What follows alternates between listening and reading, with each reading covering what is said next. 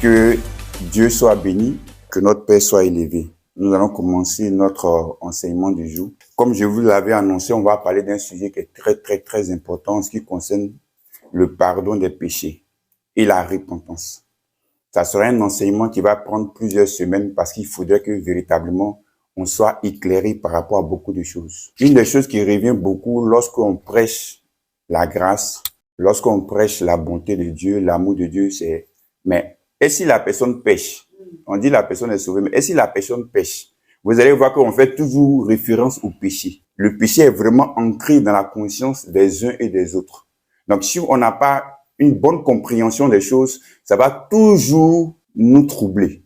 On ne sera pas véritablement sûr à 100%. Est-ce que vous comprenez? Donc, il faudrait qu'on puisse véritablement éclairer cet aspect du pardon des péchés afin que vous ayez l'assurance de votre salut. Gloire à Dieu. Donc, c'est pourquoi je vais aller doucement. Je vais prendre mon temps pour que vous puissiez comprendre selon que l'Esprit de Dieu va me conduire. Est-ce que ça va? Vous savez, lorsque je suis né spirituellement, lorsque je suis devenu chrétien, on a eu à faire une sorte de rituel de prière. Pour ceux peut-être qui vont se rappeler lorsque je vais évoquer cela. Ça consistait à quoi? Je me rappelle toujours quand on commence à prier, que ce soit en groupe ou bien tout seul, on nous a appris les choses ainsi. On va remercier Dieu parce que nous sommes en vie, parce que nous sommes réveillés ce matin. Et ensuite, on va confesser nos péchés, demander pardon à Dieu. On va invoquer le sang de Jésus-Christ. Et maintenant, on va aller en combat spirituel. Donc, on a cette culture de prière dans laquelle on dit il faut d'abord confesser ses péchés afin de pouvoir avoir le pardon des péchés. Et quand on dit souvent le pardon des péchés ou la repentance, chacun de nous a déjà une compréhension. Vous savez, j'ai remarqué une des choses les plus difficiles en ce qui concerne un enfant de Dieu, accepter une vérité, c'est qu'on a déjà notre vérité en nous. C'est pourquoi Paul dit une des choses les plus difficiles, le combat spirituel, c'est quoi? Paul dit le combat spirituel, c'est de renverser les forteresses, renverser les pensées qu'on avait déjà. Quand quelqu'un a une idée déjà arrêtée de quelque chose, c'est difficile de pouvoir enlever cette idée. C'est très difficile. Donc, c'est confrontation de paroles, confrontation de pensées, confrontation d'idées. C'est pourquoi vous allez voir les gens qui ont une facilité de croissance spirituelle, comprenez au second degré ce que je vais dire, ce sont les gens qui n'ont pas trop duré dans la religion. Mais ceux qui ont duré dans la religion, c'est difficile. Pourquoi? Parce que les idées sont déjà bien établies en eux. Et pour les renverser, ça peut prendre du temps. Chez nous, il y a un proverbe guéri qui dit que pour un arbre qui a été courbé pendant 30 ans, ce n'est pas en 30 minutes que tu vas le redresser. Donc, c'est pourquoi il est important de pouvoir suivre les enseignements, de se donner du temps afin de pouvoir accepter la vérité de la parole de Dieu. Quand on te dit, par exemple, que tu peux pas perdre ton salut, tu peux pas accepter cela. Pourquoi? Parce qu'il y a déjà une idée bien arrêtée en toi. Et encore, il y a des versets bibliques qui semblent appuyer ta thèse, sur à quoi tu crois. Et si vous comprenez ce que je suis en train de dire. Donc, aujourd'hui, on va avoir des enseignements, ces différentes semaines, qui vont te permettre de mieux comprendre les choses, afin que tu sois libéré, afin que tu puisses mieux apprécier l'œuvre que Christ a accomplie. Souvent, vous savez, les gens ont tendance à dire, je me laisse conduire par l'esprit, les gens ont tendance à dire que vous parlez trop de l'amour, de la bonté de Dieu, mais vous parlez pas du péché, vous parlez pas de la sanctification. Vous savez, s'il y a une maladie qui frappe beaucoup, comme le Covid, et après, on trouve un remède ou un vaccin, dites-moi, on fera la promotion du quoi? De la maladie ou du vaccin? De la maladie ou du remède? Vous comprenez ce que je suis en train de dire? En fait, c'est mieux de parler du remède. Parce que c'est en sachant le remède, en connaissant le remède et en utilisant le remède que tu vas sortir de la maladie. Donc, il faut mettre l'accent sur le remède. Au lieu de parler tout le temps des ténèbres, vaut mieux parler de la lumière. Pour que la personne étant exposée à la lumière puisse sortir des ténèbres. Comme il fait jour, je ne pourrais pas faire cette expérience-là. Lorsque tu es dans le noir, tu es dans l'obscurité, dans ta cuisine, si tu arrives qu'il fait noir à 1h du matin, tu te réveilles, tu viens dans la cuisine. La première des choses que tu fais pour chasser les ténèbres, c'est de faire quoi? C'est l'interrupteur. Apporter la lumière. Quand tu apportes la lumière, tu vas voir la peur disparaître. Tu n'as pas chassé la peur en disant peur, vas-y. Tu as apporté la lumière. Donc, plus tu apportes la lumière de l'œuvre que Christ a accomplie, plus tu es dans le repos. Dis Amen. Plus tu comprends ce que Christ a accompli à la croix pour toi, plus tu défais le péché, plus tu as la victoire manifeste contre le péché. Est-ce que vous comprenez? Donc c'est important, c'est pourquoi nous nous exposons Christ. C'est pourquoi nous présentons Christ. C'est pourquoi nous proclamons Christ. Pourquoi? Parce que Christ est le remède du péché. Dis Amen. Amen.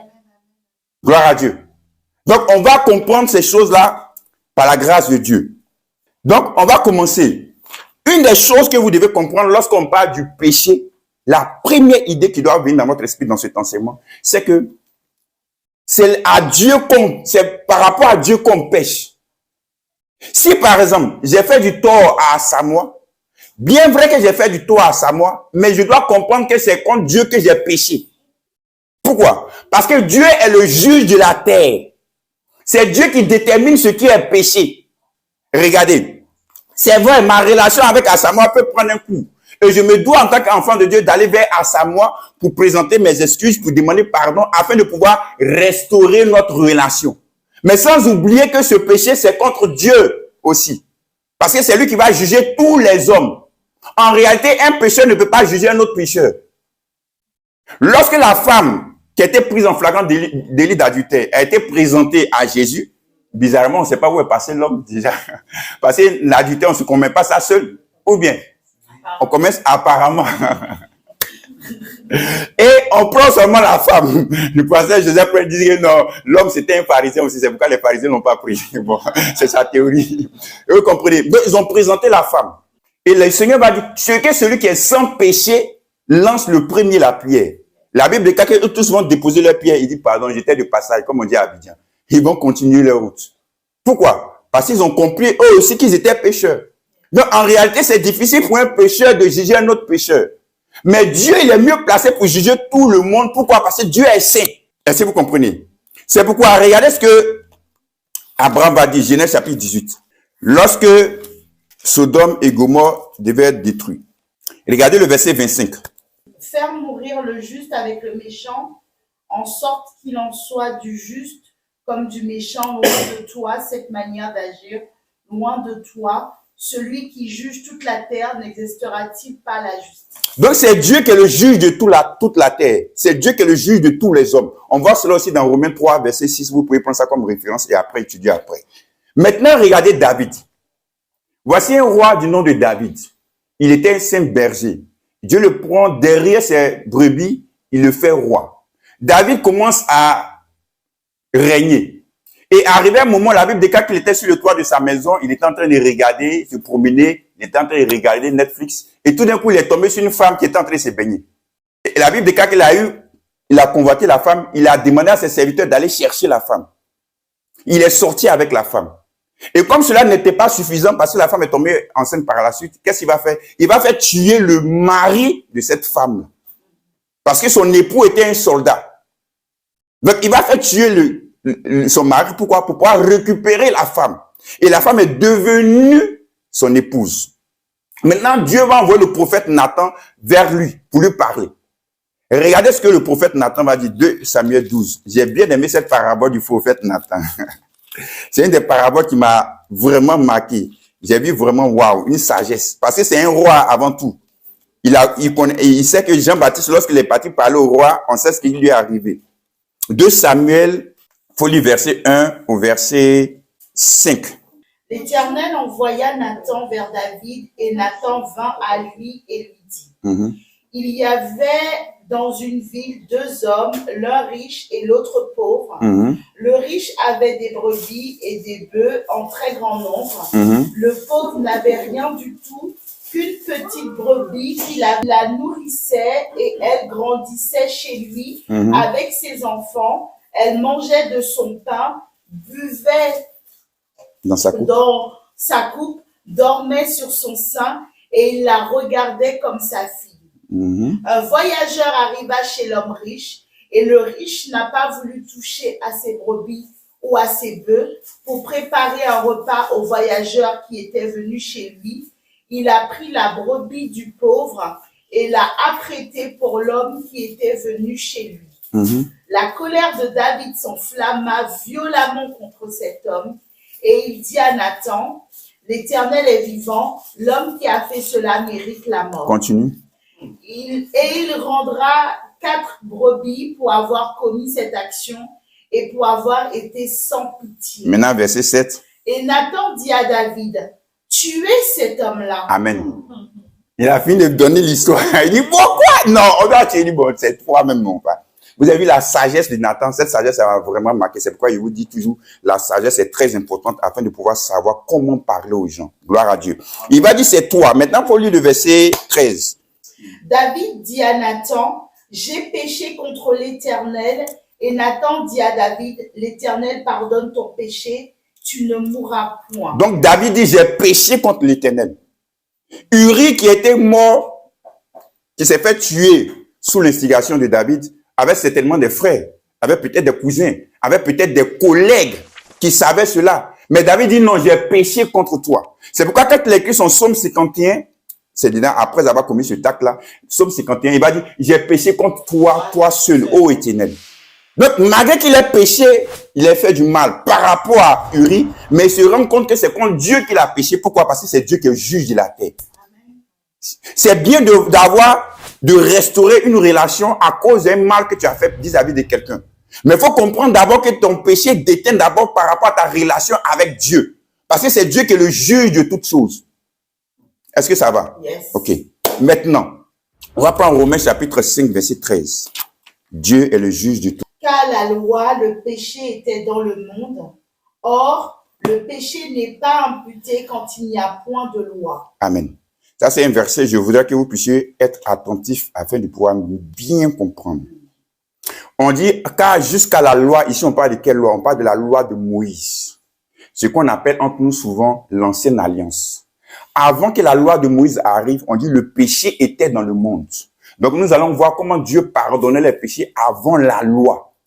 Et quand on parle de loi, donc on parle de la relation que Dieu avait avec le peuple d'Israël. La loi ou l'ancienne alliance, qui peut me dire a commencé à quel moment? On va prendre Hébreux chapitre 8. Parce que souvent aussi ça fait une petite confusion dans l'esprit des gens. Il faut lire à partir du verset 8 et 9. Car c'est avec l'expression d'un blâme que le Seigneur dit à Israël, voici les jours viennent, dit le Seigneur, où je ferai avec la maison d'Israël et la maison de Juda une alliance nouvelle. Non comme l'alliance que je traitais avec leur père, le jour où je les saisis par la main pour les faire sortir du pays d'Égypte, car ils n'ont pas persévéré dans mon alliance. Amen. Donc il dit quoi? À quel moment l'ancienne alliance a commencé? Lorsque Israël est sorti de l'esclavage en Égypte. Maintenant, en termes de livre de la Bible, c'est quel livre de la Bible qui commence à parler de la sortie d'Israël de l'esclavage en Égypte? C'est le livre d'Exode. Donc, ça veut dire que le livre de Genèse est un livre qu'on appelle dans le livre de l'Ancien Testament, mais ce n'est pas un livre qui parle de l'ancienne alliance. C'était avant l'ancienne alliance. Est-ce que vous comprenez ça va? Donc, Genèse, c'était avant l'ancienne alliance. Donc, l'ancienne alliance commence à partir du moment où le peuple d'Israël est sorti de l'esclavage en Égypte. Donc, dans le livre d'Exode.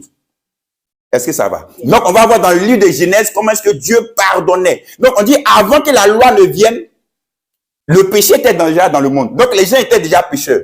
On a vu, par exemple, le déluge qui est tombé. Maintenant, pourquoi est-ce que, pour quel péché le déluge a frappé les hommes? Qu'est-ce que les hommes ont fait comme péché? Qui peut me dire? Personne. Pourquoi? Parce qu'on dit, avant la loi, le péché n'était pas imputé. C'est-à-dire, le péché n'était pas mis sur le compte des gens. On ne savait pas qu'il y avait un péché qu'on appelait le péché, entre guillemets, d'adultère. Parce que c'est dans la loi qu'on dit, tu ne commettras point d'adultère. On ne savait pas qu'il y a un péché qu'on appelait la convoitise. C'est dans la loi qu'on a mis, tu ne convoiteras pas. Il n'y avait pas un péché qu'on appelait le mensonge. Pourquoi? Parce que c'est dans la loi qu'on dit, tu ne mentiras pas. C'est pourquoi dans Genèse 6, qu'on parle de cela, des péchés des hommes, on ne va pas te spécifier le péché.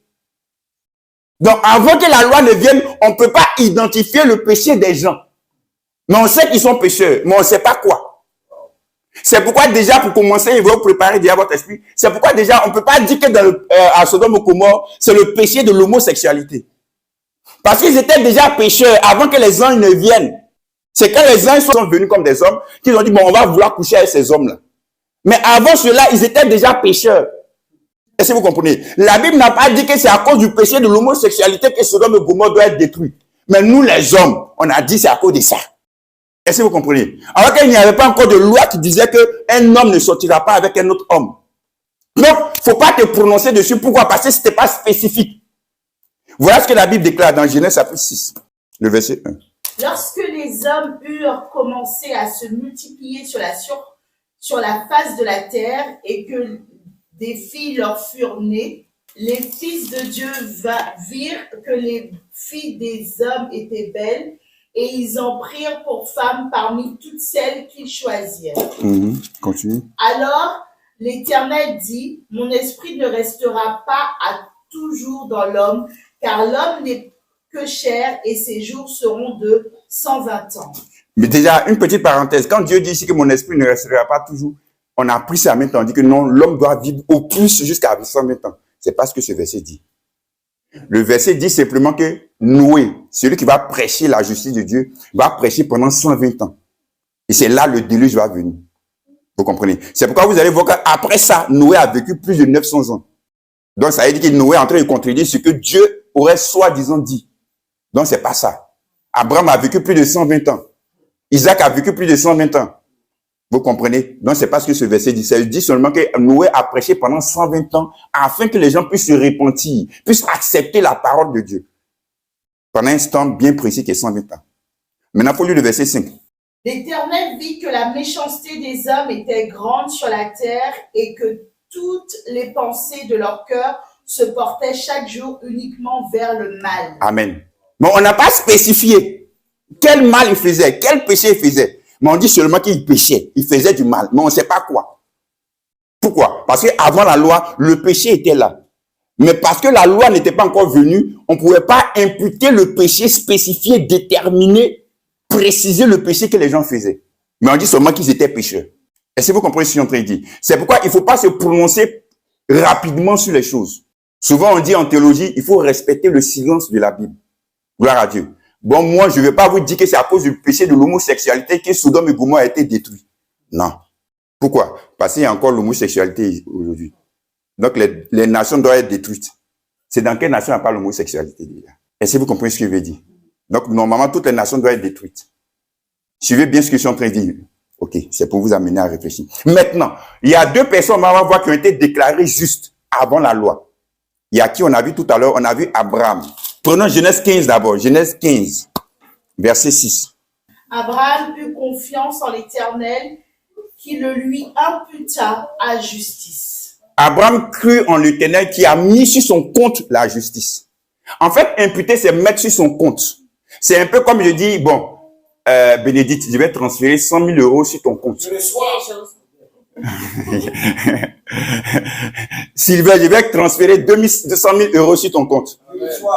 Vous comprenez ce que je dis? Je vais transférer, je vais mettre ça sur ton compte.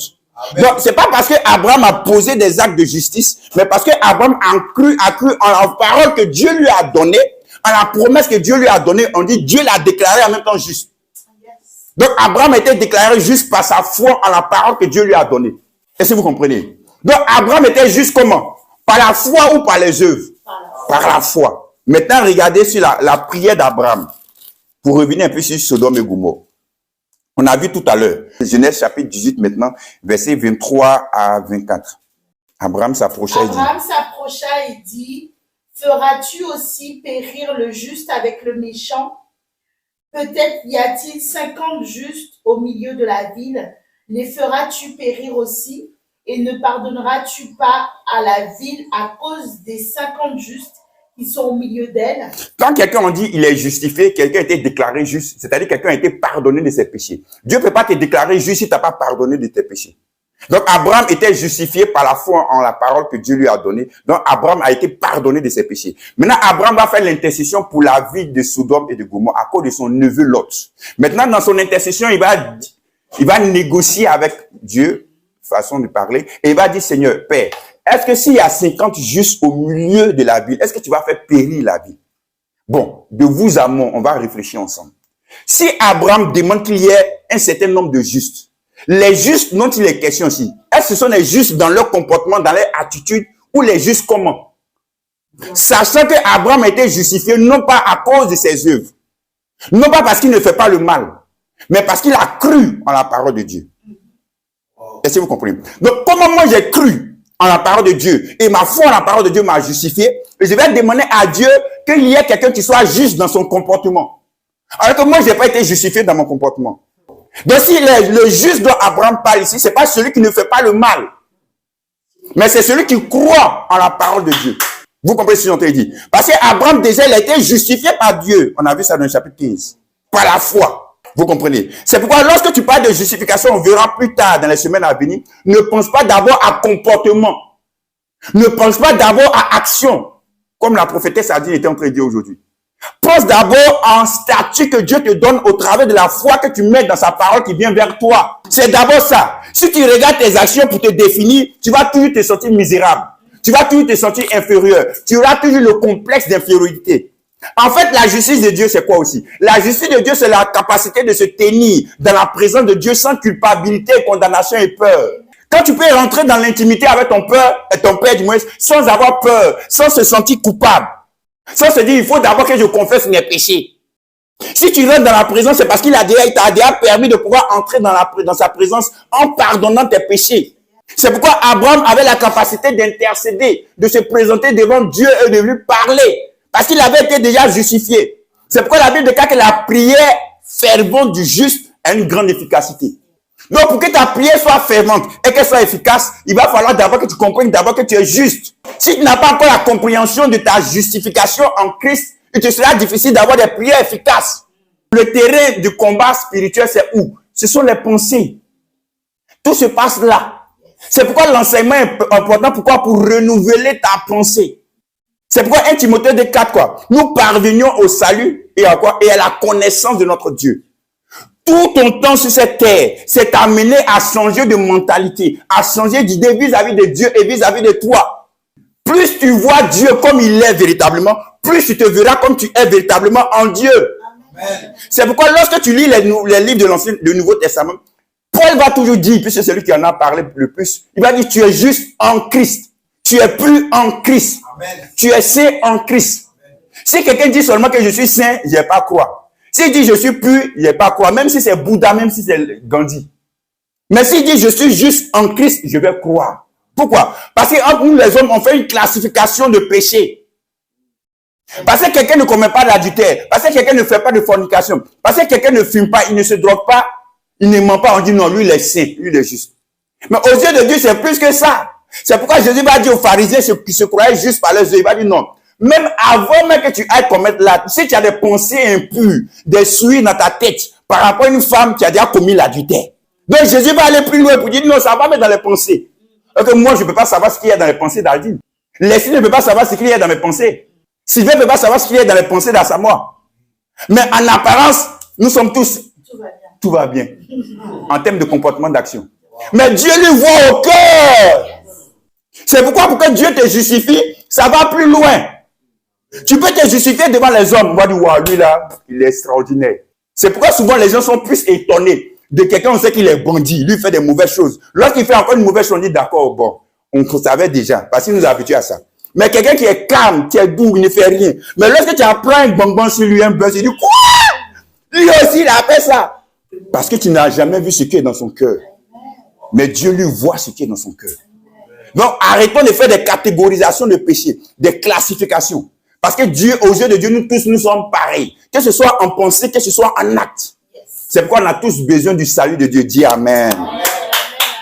Donc, il va dire qu'Abraham va dire, je veux que ce soit quelqu'un qui soit juste. Je veux qu'il y ait 50 justes. Je veux qu'il y ait 40 justes. Je veux qu'il y ait 10 justes. Des justes en quoi? Des justes, ceux qui vont être justifiés par la foi en la parole que Dieu va venir donner au travers des anges. Mais qui vont refuser la parole de Dieu. Le jugement de Dieu n'est rien d'autre que le refus de la présence de Dieu. Quand tu rejettes la présence de Dieu, quand tu rejettes Dieu, tu es dans le jugement. Donc le fait de refuser, de rejeter ce que Dieu est venu faire au travers des anges, eux-mêmes se sont mis dans le jugement. C'est pourquoi je vous ai dit la dernière fois que la vie, c'est la mort du moins, c'est l'absence de la vie. Les ténèbres ne sont rien d'autre que l'absence de la lumière. Le jugement n'est rien d'autre que l'absence de la présence de Dieu. Tu ne veux pas Dieu. Dieu ne t'oblige pas. Dieu ne te force pas. C'est pourquoi j'ai aimé la prédication de ma femme hier pour ceux qui ont regardé sur Facebook. Lorsqu'elle a dit ceci. Elle dit, Dieu n'oblige pas les gens. Lorsque Dieu a dit à Élie, a dit à Dieu, Dieu, moi, je suis fatigué, c'est bon, ça n'est trop. Dieu a dit à Élie, bon, va prendre Élisée.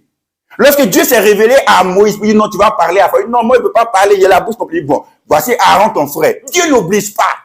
Il ne force pas. Un don, tu peux bénéficier du don qui est là, que lorsque toi-même tu l'acceptes. Parce que Covid qui est venu, ils ont fait des vaccins. On dit, bon, pour pouvoir te soigner, voici un vaccin. Les gens disent, non, non, non, moi, je ne veux pas de vaccin. Est-ce qu'on est obligé? On ne t'oblige pas. On ne te force pas. Mais là, si tu veux prendre l'avion, c'est là peut-être tu vas le faire. Mais dans beaucoup de pays, ça a été retiré. Est-ce que vous comprenez ce qu'on te dit? Il dit, même quand tu es malade, si on te dit, non, voici ce médicament, c'est pour traiter la maladie. Même si ce médicament, on te dit, ce médicament a fait ses preuves. Si toi, tu dis, tu ne veux pas prendre, tu ne vas pas prendre. On ne va pas t'obliger. Il y a des gens, quand tu vas leur annoncer l'évangile, ils vont te dire, moi, ça là, c'est pas mon problème. Je veux rien savoir de tout ça. On ne force pas les gens. Et moi, c'est comme ça, moi, je fonctionne. Je n'aime pas forcer, je n'aime pas obliger les gens. Parce que Dieu lui-même ne fait pas cela. Donc, ceux qui rejettent Dieu, eux-mêmes se mettent en guillemets dans le jugement, parce que le jugement n'est rien d'autre que le refus de la présence de Dieu. C'est tout. Gloire à Dieu. Le deuxième qu'on va voir qui a été déclaré juste selon Hébreux 11, verset 4, c'est qui? C'est Abel. Abel a été déclaré juste pourquoi? Parce que Abel va présenter une offrande à Dieu. Comprenez ceci. Abel et Caïn vont faire des offrandes à Dieu. Abel va présenter quoi? Des fruits à Dieu. Ça, c'est Caïn. Et Abel va présenter quoi? Un animal à sacrifier. Pourquoi Dieu va agréer l'animal ou l'offrande d'Abel et puis il ne va pas agréer l'offrande de Caïn? C'est simple. Parce que quand Adam a péché, qu'est-ce que Dieu va faire pour pouvoir les justifier? Pour pouvoir couvrir leur nudité? Dieu va tuer un animal et Dieu va mettre la peau de cet animal sur eux, sur leur nudité. Donc Dieu va montrer par là que le seul moyen de venir vers lui, c'est par quoi? C'est par le sacrifice. C'est pourquoi l'auteur d'Hébreux va dire, sans effusion de sang, il n'y a point de pardon de péché. On va le voir plus tard. Donc Abel va suivre ce que Dieu lui a fait. Abel va suivre, va imiter Dieu, va copier Dieu. Tu ne peux pas venir vers Dieu par tes œuvres pour être justifié. C'est ce que Caïn et Abel veut dire. Tu ne peux pas venir vers Dieu par tes œuvres. Mais tu peux venir vers Dieu que par le sacrifice. Donc le sacrifice que Abel a fait n'était rien d'autre que l'image de ce que Christ allait venir faire plus tard. Donc il était en adéquation avec ce que Christ allait venir accomplir. C'est tout. C'était l'image, la symbolique que cela représentait. Et c'est pourquoi Dieu l'a justifié. Est-ce que vous comprenez? Donc, comprenez qu'il y a ces deux personnes qui ont été justifiées, c'est par la foi, c'est par le sacrifice. Noé a été déclaré juste. Lorsque Noé est sorti de l'arche après le déluge, qu'est-ce qu'il a fait? Il a sacrifié des animaux.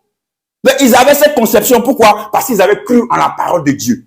Est-ce que vous comprenez? C'est la seule chose qui a fait qu'ils ont été justifiés. Maintenant, on va rentrer maintenant dans la loi ou dans l'ancienne alliance. On a dit que ça commence dans le livre de Exode. D'accord? On va voir dans l'ancienne alliance comment est-ce que Dieu pardonnait les gens. On va prendre Lévitique 19, verset 19. Pourquoi j'ai pris le verset 19? L'Esprit de Dieu, pendant que je méditais, je priais, l'Esprit de Dieu m'a demandé de prendre ce verset 19 afin d'éclairer certaines personnes par rapport à quelque chose. Ok, on va lire d'abord. Il faut lire le verset 19. Vous observerez mes lois. Tu n'accoupleras point des bestiaux de deux espèces différentes. Tu n'ensemenceras point ton champ de deux espèces de semences, et tu ne porteras pas un vêtement tissé de deux espèces de fils. Ça, c'est dans la loi. Bon, on va voir d'abord pourquoi j'ai pris cela. Prends le verset 22. Le sacrificateur fera pour lui l'expiation devant l'Éternel pour le péché qu'il a commis, avec le bélier offert en sacrifice de culpabilité, et le péché qu'il a commis lui sera pardonné. Donc, il va dresser une liste de péchés que les gens peuvent commettre. Il dit, si vous avez commis ces péchés-là, voilà ce que vous devez faire. Vous devez apporter un sacrifice au sacrificateur qui va aller maintenant sacrifier cela et le sang versé va te pardonner. Maintenant, pourquoi il n'y a plus le verset 19? Regardez, on reprend. Tu n'accoupleras point des bestiaux de deux espèces différentes. Tu n'ensemenceras point ton champ de deux espèces de semences et tu ne porteras pas un vêtement tissé de deux espèces de fils. Souvent, quand on pense à la loi, surtout aux vêtements dans la loi, il y a un verset qui vient toujours dans l'esprit des gens. Il prête à discussion. C'est quoi? C'est la femme ne portera pas un vêtement d'homme. Et on dit à la femme, il ne faut pas porter pantalon, parce que le pantalon était un vêtement d'homme, parce que c'est la loi. Mais regardez ce verset aussi qui dit dans la loi. Il dit, tu ne vas pas porter un vêtement tissé de deux fils, deux espèces de fils différents. C'est-à-dire, tu ne vas pas porter un habit qui est fait de coton et de polyester, qui est fait de lin et de coton. Il faut que l'habit soit fait d'une seule espèce de fil. Quand on regarde ce verset, est-ce que tout le monde n'est pas coupable? Bon, la femme vous dit que non, tu ne porteras pas un vêtement d'homme, donc c'est le pantalon. Ok, on est d'accord. Mais on dit aussi, tu ne dois pas porter un vêtement où il y a deux espèces de fils différents, deux espèces de matières différentes. Comme le coton, comme le polyester, comme le lait, il y a quelle espèce encore de fil que vous connaissez? Pour ceux qui sont connus, qui connaissent un peu. La laine. Est-ce que vous comprenez? Maintenant, cachemire. Maintenant, on va prendre derrière, le truc qui est derrière. On va lire un peu. Il y a combien d'espèces de fils dedans? De matière. Donc, quand tu arrives à la maison, tous tes habits, il y a deux espèces de matière, deux espèces de fils. Il faut déchirer. Ou bien il faut vendre. Ou il faut faire cadeau. Est-ce que vous comprenez ce que je suis en train de dire? Donc, il ne faut pas te focaliser sur le fait seulement, non, la femme ne portera pas un vêtement d'homme. Donc, la femme ne portera pas un vêtement d'homme, la femme ne portera pas un pantalon. Mais toi-même, on dit, il ne faut pas porter un habit de deux espèces de filles différentes. Vous voyez, comme souvent, quand on prend la loi, on est comment? On est sélectif. Alors qu'on n'a pas pris les 613 commandements. Est-ce que vous comprenez? Donc, on a vu ici qu'il faut faire, j'espère que cette parole t'a libéré. Et on a vu qu'il faut d'abord faire quoi? Il faut apporter son sacrifice.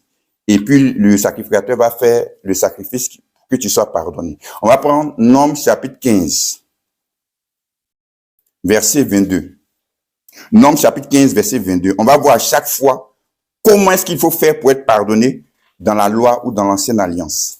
Si vous péchez involontairement en observant partout ces commandements que l'Éternel a fait connaître à Moïse. Jusqu'au verset 25, vas-y. Tout ce que l'Éternel vous a ordonné par Moïse depuis le jour où l'Éternel a donné des commandements et plus tard dans les temps à venir, si l'on a péché involontairement sans que l'assemblée s'en soit aperçue, toute l'assemblée offrira un jeune taureau en holocauste d'une agréable odeur à l'Éternel, avec l'offrande et la libation d'après les règles établies. Elle offrira encore un bouc en sacrifice d'expiation.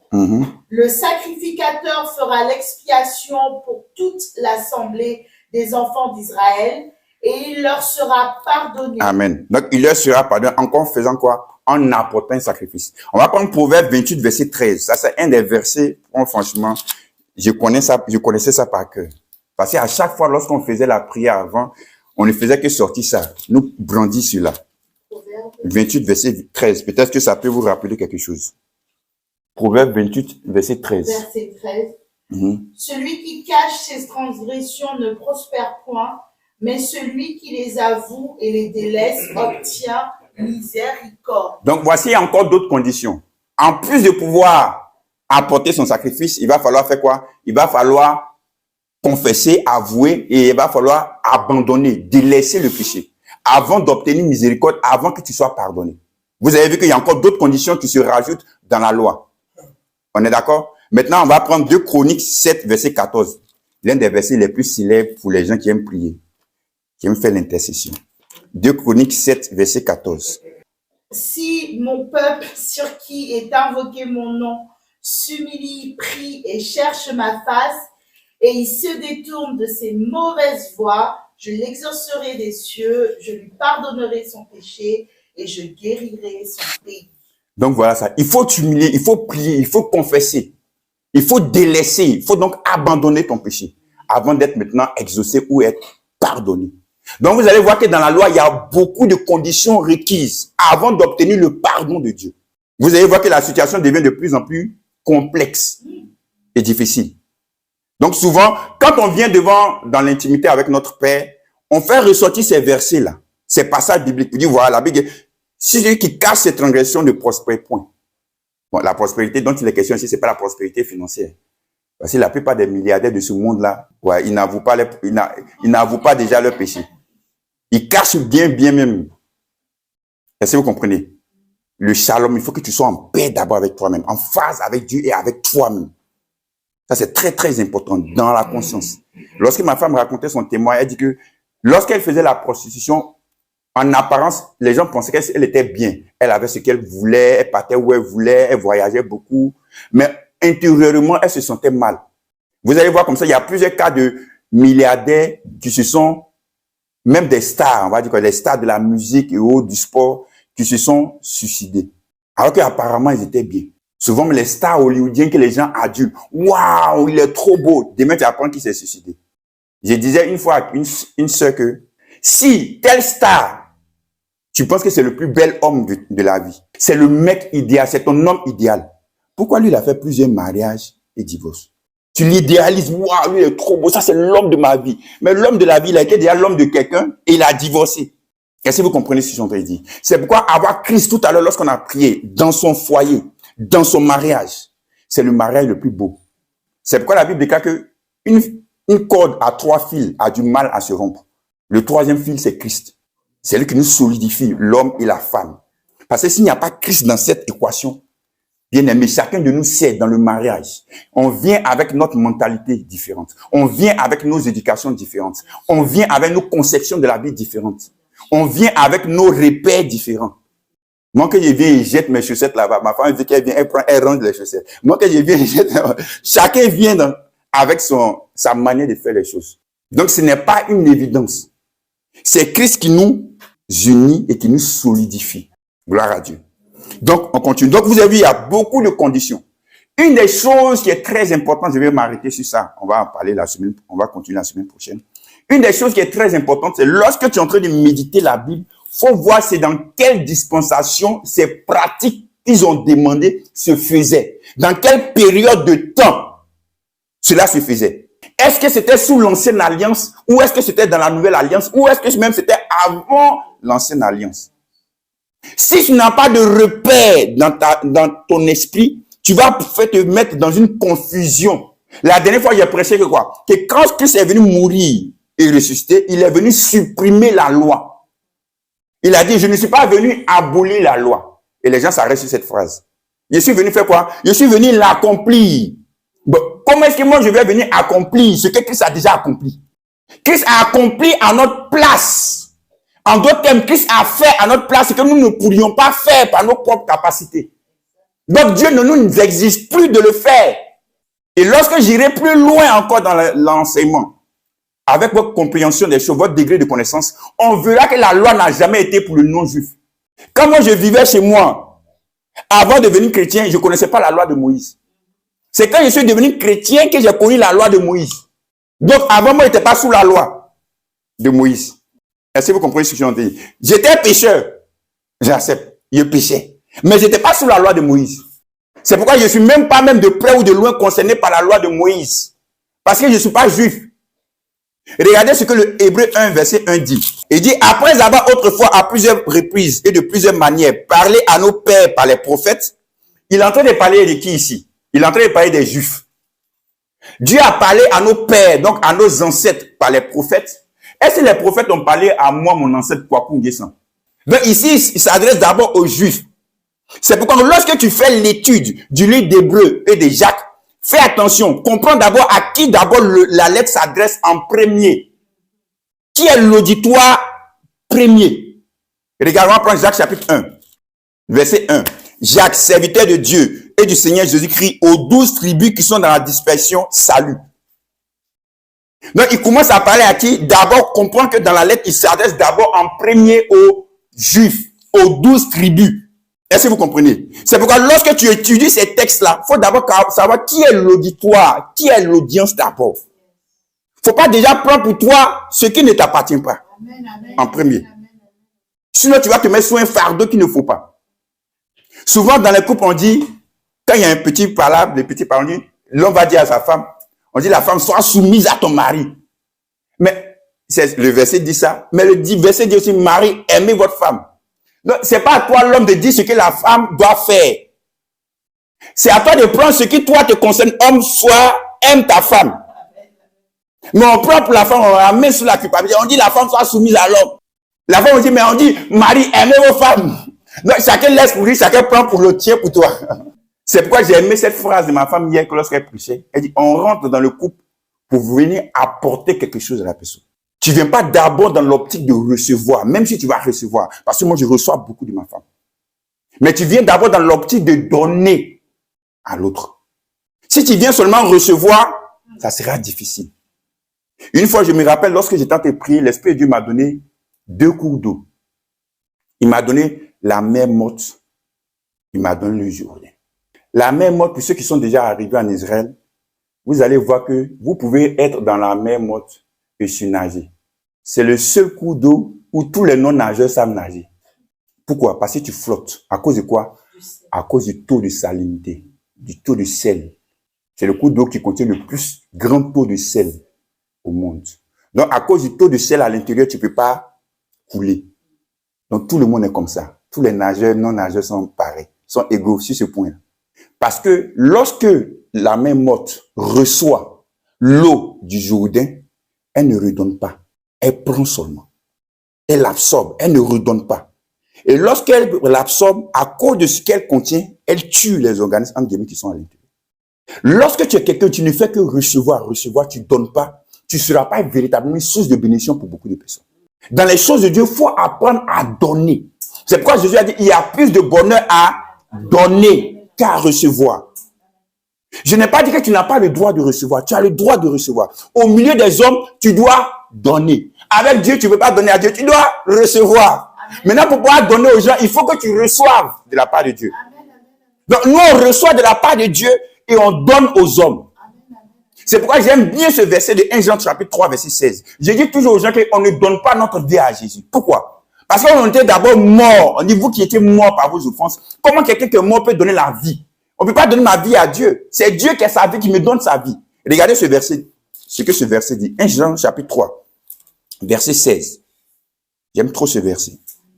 Nous avons connu l'amour en ce qu'il a donné sa vie pour nous. Nous aussi, nous devons donner notre vie pour les frères. Donc, on a connu l'amour en ce que quoi? En ce que nous avons reçu. Dieu nous a donné sa vie. Et nous, maintenant, en retour, nous donnons notre vie pour les autres. Tu ne peux pas donner l'amour de Dieu à quelqu'un si tu n'as pas reçu l'amour de Dieu. C'est pourquoi dans Romains 5, verset 1, dit quoi? Le Saint-Esprit nous a remplis de l'amour de Dieu, afin que nous soyons capables aussi de pouvoir donner l'amour aux autres. Tu as la capacité de pouvoir donner l'amour parce que quoi? Tu as reçu l'amour de Dieu. Est-ce que vous comprenez? Ce que je vous donne aujourd'hui, c'est quelque chose que j'ai reçu de Dieu, que je vous transmets. Si je n'avais pas reçu de Dieu, je ne pouvais pas vous le transmettre. C'est pourquoi la Bible déclare dans 1 Pierre 4, le don que tu as reçu, mets-le au service des autres. Tout à l'heure dans sa prière, c'est ce que Kathleen a dit. Pour que nous soyons une source de bénédiction pour les autres. Ce que Dieu a mis en nous, le potentiel, la grâce, le don que Dieu a mis en nous, c'est pour les autres. Si par exemple, il y a le don de chant et que je suis seul dans le monde, comment est-ce que je peux chanter? Je ne peux pas chanter, il est seul pour moi seul. Non. C'est pourquoi vous allez voir la plupart des temps, ceux qui ont le don de prophétie, c'est rare qu'ils prophétisent sur eux-mêmes. Ils prophétisent pour les autres. Vous allez voir que ceux qui ont le don de prophétie, ils recherchent les prophéties des autres. C'est bizarre, c'est comme ça. C'est la logique des choses. Tu es capable de pouvoir prophétiser facilement sur toi. Tu es capable de pouvoir voir en vision des choses sur la vie des gens. Mais pour voir des choses sur ta vie, pour voir des prophéties sur ta vie, c'est dur. Pourquoi? Parce que Dieu veut que tu aies besoin de l'un et de l'autre. C'est pourquoi les 5 doigts n'ont pas la même taille, mais les 5 doigts se complètent. Chacun de nous a un don particulier qu'il doit mettre au service de l'autre. C'est important. Tu as quelque chose que l'autre n'a pas. Et ce que l'autre n'a pas a besoin de ce qui est en toi. Mais si tu ne l'exprimes pas, si tu ne le manifestes pas, comment est-ce qu'il sera béni? Moi, étant quelqu'un, je n'aimais pas m'exposer publiquement. Ma femme me connaît pour ça. C'est ma femme qui m'a poussé, jusqu'à ce que je vienne sur les réseaux sociaux pour pouvoir partager ce que la connaissance que Dieu a mise en moi. Chaque fois, on nous écrit sur, comment on appelle ça, dans notre boîte mail. Les gens nous rendent des témoignages. Vraiment, j'ai écouté ton message, ça nous a fait du bien, ça m'a libéré, Mais si j'étais caché dans mon corps, comment est-ce que je pourrais exposer cela et faire du bien aux autres? Est-ce que vous comprenez? Donc, c'est important de pouvoir manifester le potentiel de don de Dieu qui est dans ta vie. Parce qu'on en a besoin. Moi aussi, j'ai besoin de ça. C'est pourquoi sur le groupe WhatsApp, qu'est-il a chanté? Il faut chanter. Si tu as le don de chant, il faut chanter, il faut édifier le peuple de Dieu. Si tu es quelqu'un qui aime prier, il faut prier. Si tu es quelqu'un qui est capable de pouvoir écrire des exhortations, il faut écrire. Ce que tu as comme don, il faut le manifester à l'autre pour que l'autre aussi soit béni. Parce que les autres en ont besoin. Il ne faut pas dire non, moi, je ne sais pas écrire, je sais pas faire. Ma femme, à niveau 3e, elle a écrit un livre. Un livre par lequel elle fait le tour du monde avec aujourd'hui. Qu'elle a rencontré des personnes, même on ne pensait même pas qu'elle soit capable de pouvoir rencontrer. Pourquoi? Parce qu'elle a obéi à ce que l'Esprit de Dieu a mis dans son cœur. Elle le disait hier, pendant qu'il y avait le Covid, en France, tout était bloqué, c'est là qu'elle écrivait son livre. Parce que Dieu savait ce qui allait se passer plus tard. Les gens pensaient que c'était la fin du monde, comme il le disait. Mais Dieu savait que le monde allait continuer parce que Dieu voit les choses d'avance. Donc, si Dieu te met quelque chose à cœur, il faut le faire.